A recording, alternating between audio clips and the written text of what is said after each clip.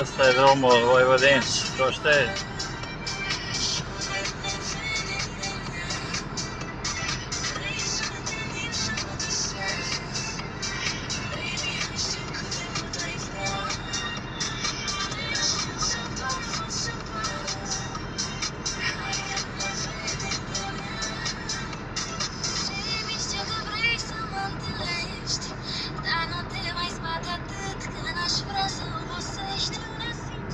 Mai voie să dai drumul la muzică, că te pedepsesc ăștia. Că fur copyright-ul sau nu știu ce. Aici avem niște cooperative. O daie părăsite.